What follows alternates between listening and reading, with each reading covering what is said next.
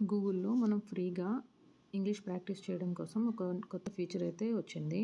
So, ఈరోజు మనం అది చూద్దాము.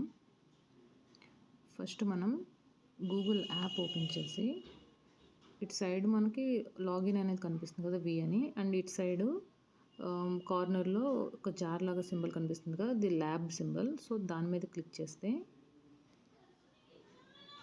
ఈ విండో ఓపెన్ అవుతది.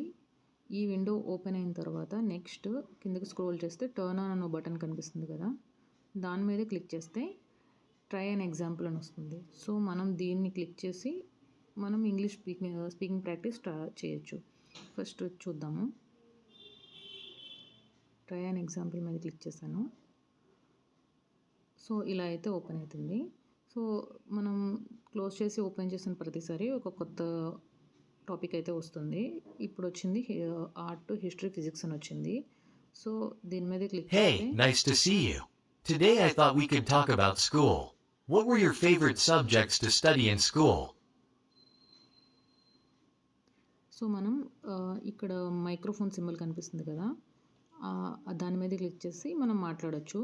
సో, ఇన్ కేస్ మనకి ఏం మాట్లాడాలో తెలియలేదు, ఏమైనా హింట్ కావాలనుకుంటే పక్కన ఈ మైక్రోఫోన్ పక్కన ఒక బల్బ్ సింబల్ ఉంది కదా! దీని మీద క్లిక్ చేస్తే మనకి సజెషన్స్ ఇస్తుంది. నువ్వు ఇలా చేయొచ్చు, ఇలా చేయొచ్చు అని. సో, అలానే చేయొచ్చు. అప్పుడు మళ్ళీ ట్రై స్పీకింగ్ చేస్తే my favourite subject is mathematics.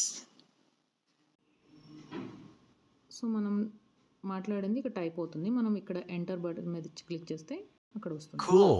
How about a subject that's a bit more creative, like writing or music?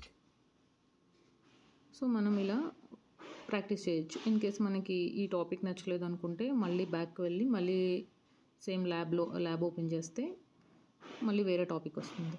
So, ఇలా కొత్తగా ప్రాక్టీస్ చేయొచ్చు. Thank you.